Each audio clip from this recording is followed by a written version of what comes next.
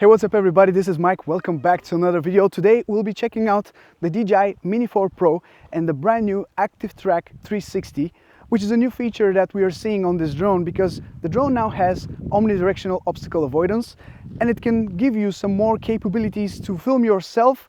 Some fluid shots that previously have been a lot harder to get are now possible with this drone. So today we'll put that to a test by filming a good friend of mine, Danny, with my bike. He will be riding it. I'll be actively tracking him with the drone, and then if everything goes according to plan, we'll try the drone inside the forest and see how it stacks up inside there. Let's check it out. Before I begin with the test, there are a couple of things that I want to explain about ActiveTrack 360 on the Mini 4 Pro. When you enter ActiveTrack mode, you will see that there is a new user interface that makes it easier for you to use those predefined movements while using ActiveTrack. And so you will see two little circles and yourself in the middle. You have the four positions as usual: front, back, left, and right. And you have little dots around them to make it easier for you to draw a little line or draw a semicircle, for example, which will make the drone follow that exact path while following you around. So you can use your finger to draw a line and the drone will follow that exact line, and then it will stay at that final location that you have chosen and it will follow you from there.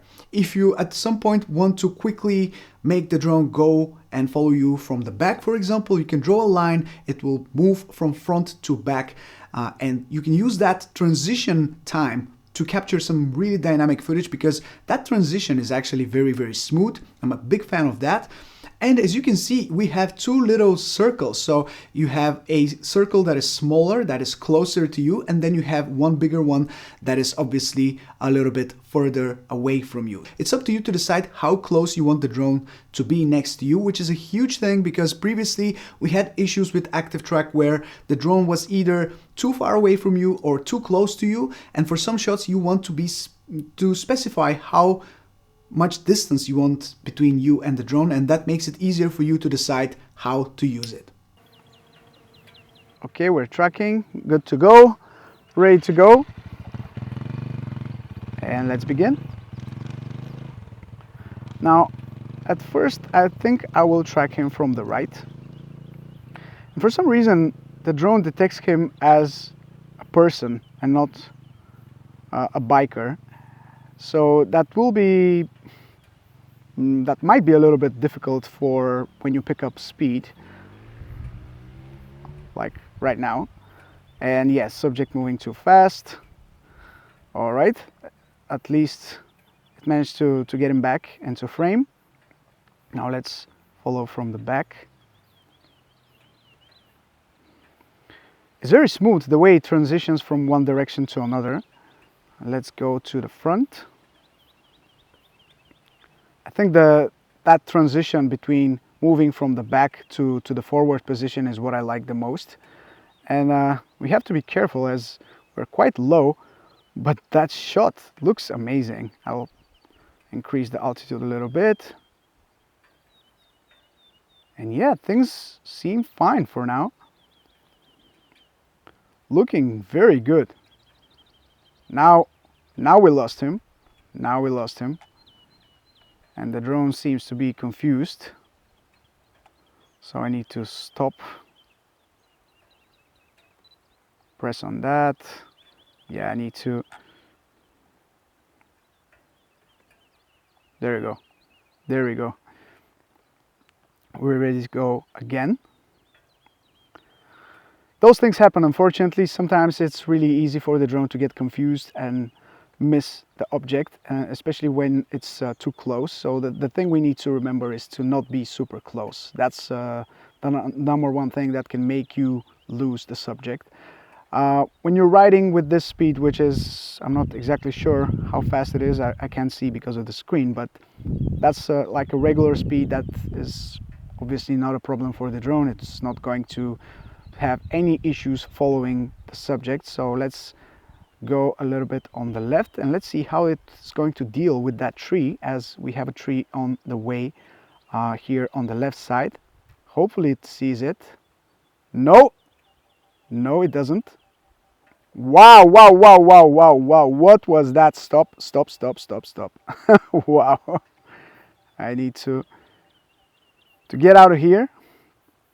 I need to get out of here. I was sure that things will go very, very messy. I need to stop the video right here just for a second to say how puzzled I am that the drone did not hit the tree. I was getting ready for impact. I was sure it will hit the tree, and I was almost like getting ready to go there to pick up the remains of the drone, and I was like, okay, here we go again. I hit another drone, but I got very lucky. And honestly, at the time of shooting this, I thought that the drone might go over the tree and still track my friend, but it went right behind it, and obviously it lost the tracking the subject. I don't know, but yeah, I guess I got lucky with this one, and I continued the test afterwards. So ActiveTrack once again, go, and he seems to be coming back, so let's track him from his left side.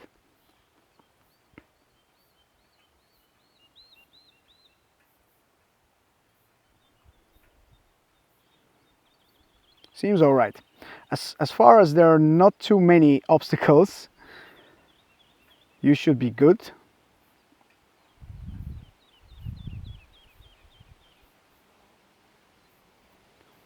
Yeah, let's track him from the back once again.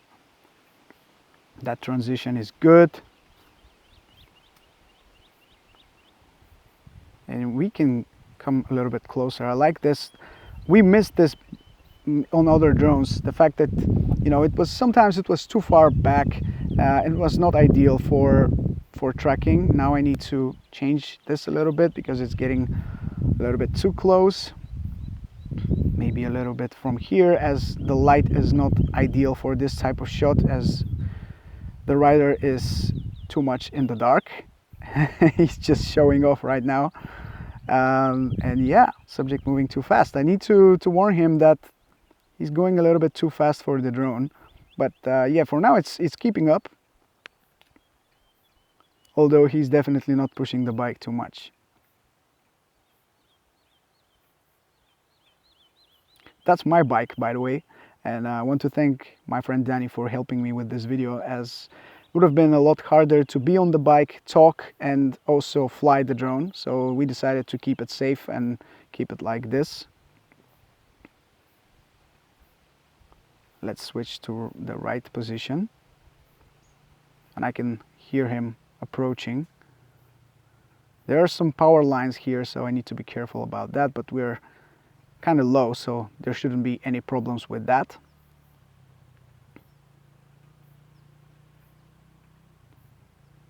And he's back.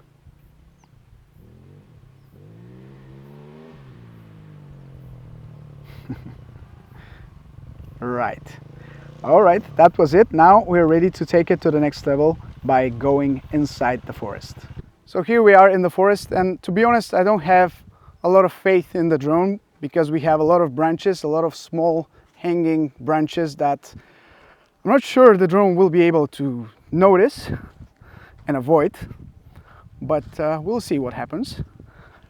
Now I will be taking this little path that is also kind of low with these low hanging branches. Hopefully the drone will be able to see them. And here I'm not going to do any funny business with like switching the drone to come forward and track me from the back or from the front. I will just let it track me from the back until it can't no more. So far so good, although it's, wow, this is very muddy, so I'm not sure how I'm going to pass from here. And I'm sure the drone will not be able to follow me from here under. So I will manually fly the drone, as this is a lot of mud here.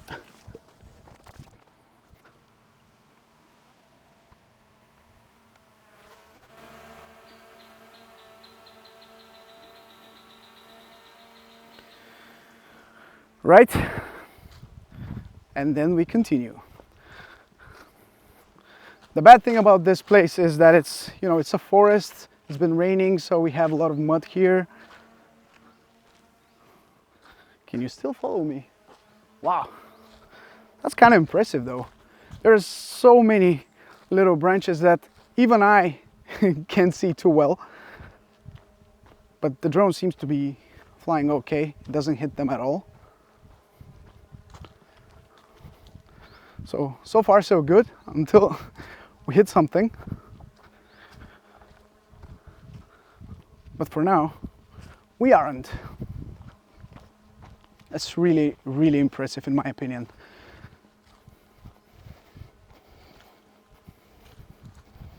It's navigating through the forest super well. I can hear it going left and right. I can see it on the screen as well. It's not just going like forward. It's also navigating around these branches. And I'm getting a low battery, so I will swap the battery and continue. Unfortunately, the next battery which I flew with the drone, for some reason I did not record. So I don't have the footage from it, but the drone is here. Nothing is damaged, nothing is scratched even.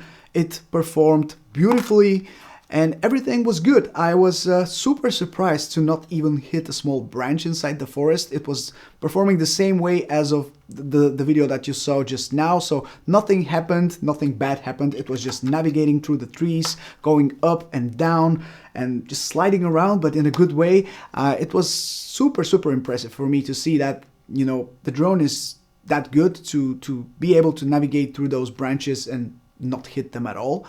I did not expect that. I was getting ready to at least have something clipped or scratched, hopefully not broken, but I was getting ready even for that idea that I might break the drone in this test. And luckily nothing was broken and I can keep testing it. And there you guys have it. I hope you enjoyed this test of the ActiveTrack 360 on the Mini 4 Pro. And hopefully it was informative enough for you to decide whether you want to use this mode or not. Personally, I feel like this mode is super handy to have. It's very, very good. It has its limitations, obviously, so you need to be careful about power lines, small branches, and also not following your subject from too close of a distance because it will be easier to lose that object. Other than that, the obstacle avoidance works perfect, I would say. No problems with that, no crashes today. So I'm good with that. I'm very happy with that. So thank you so much for watching today's video. I hope you liked it. If you did, drop a like to show some support. Subscribe for more videos like this one. This is Mike from Drone Supremacy, and I'll catch you in the next one. Ciao.